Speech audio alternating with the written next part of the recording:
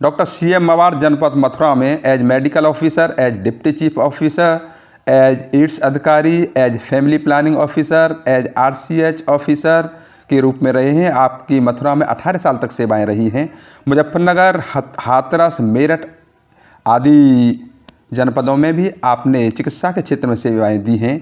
मेरठ में आप additional director के रूप में रहे हैं। आगरा के मुख्य चिकित्सा के पद को आपने सुशोभित किया है। डर्मेटोलॉजिस्ट के रूप में आपने पढ़ाई की है, इसलिए इस समय जनपद मथुरा में आप चर्म रोग एवं गुप्त रोग की रोगियों को सेवाएं दे रहे हैं तथा उन्हें स्वास्थ्य लाभ दे रहे हैं।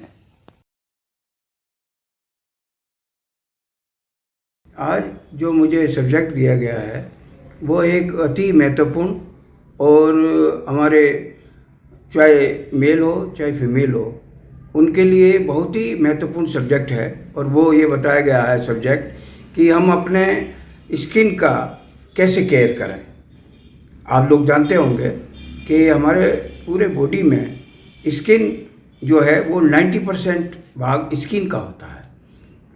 ये जो आपको दिख रहा है जिसमें स्किन जो केवल दिख रही है वो वैसी स्किन नहीं है। हर जगह की अलग अलग स्किन के नाम से हम जानते हैं। जैसे कि आप देख रहे हैं कि ये जो सिर की स्किन है वो उसके नीचे स्कैल्प होता है, तो वो स्कैल्प कहलाती है। और जो हमारे दूसरी जगह के जो पार्ट है वो भी स्किन को अलग अलग नामों से हम लोग जानते हैं। स्किन जो सामने दिख रही है वो स्किन में उसका जो इम्पोर्टेंट पार्ट है वो एपिडर्मिस और डर्मिस है। और जो कुछ भी हमारा जो अफेक्टेड पार्ट होता है वो अधिकतर हमारा एपिडर्मिस और कुछ बीमारियों में डर्मिस भी इन्वॉल्व हो जाती है। उससे हम लोग जो है दुनिया भर की बीमारियां जिसमें महत्वपूर्ण सबसे इम्पोर्टेंट सिम्टम होता है वो ईचिंग होती है, खुजली होना।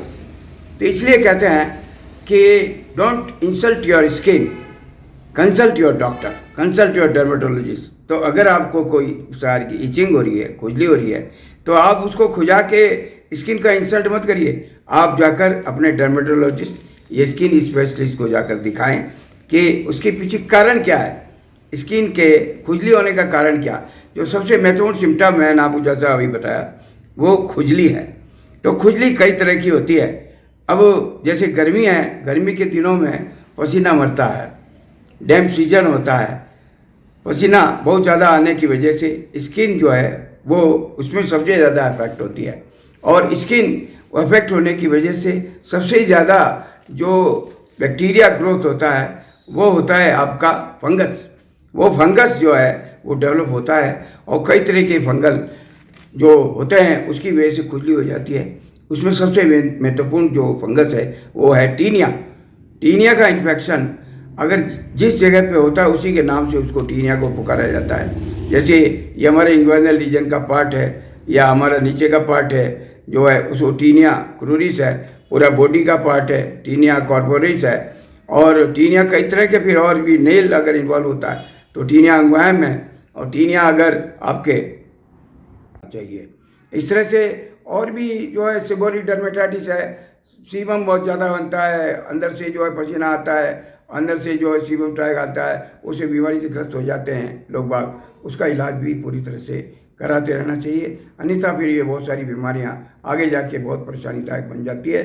और लोग बाग जो है फिर बहुत जाते हैं, इस समय पे नहीं भी जाते हैं, लेकिन उसका इलाज जो है जब तक डर्मेटोलॉजिस्ट ना कहे जब तक रोकना नहीं चाहिए और उसका इलाज बराबर कराते रहना चाहिए। एक बीमारी सबसे ज़्यादा इम्पोर्टेंट जो चर्म रोग में आती है वो अर्टिकेरिया होता है। लोग कहते हैं साहब ये चाय ज़्यादा मेरी चाय जब खुली होने लगती है साहब, तो वो एलर्जी सिम्टम्स है।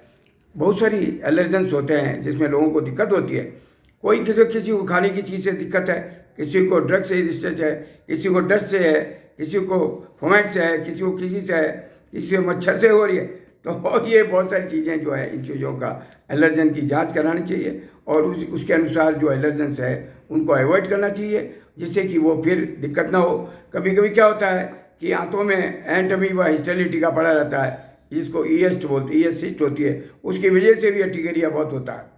और किसी को वम्स है, पेट में अंदर वम्स है छोटे छोटा, तो वो उसकी वजह से भी अर्टिकेरिया बहुत होता है। उसका पूरा इलाज कराना चाहिए और जो जैसी उसकी दवा है एंटी वर्मिसाइडल वगैरह वो पूरा लेना चाहिए। और हमारे अपने स्किन को ठीक ठाक रखने में ये सारी चीज़ें हैं, आपको देखभाल करनी चाहिए। फेस का भी ध्यान रखने की ज़रूरत है।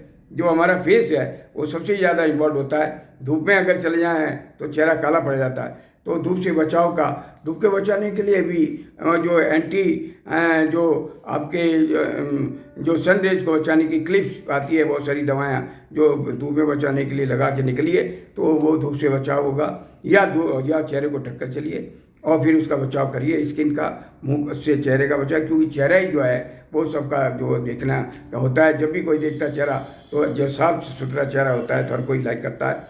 एक बीमारी और है, लड़कियों में भी होती है, लड़कों में भी होती है, वो एक्नी वल्गरिस होती है। जो मुहासे के दाने पड़ते हैं उनका ध्यान रखना चाहिए। चेहरे को जो साफ़ सुथरा रखें, गंदगी ना होने दें, और अगर हो गई है तो उसका पूरा इलाज डर्मेटोलॉजिस्ट से कराना चाहिए। Thank you sir. Thank you very much.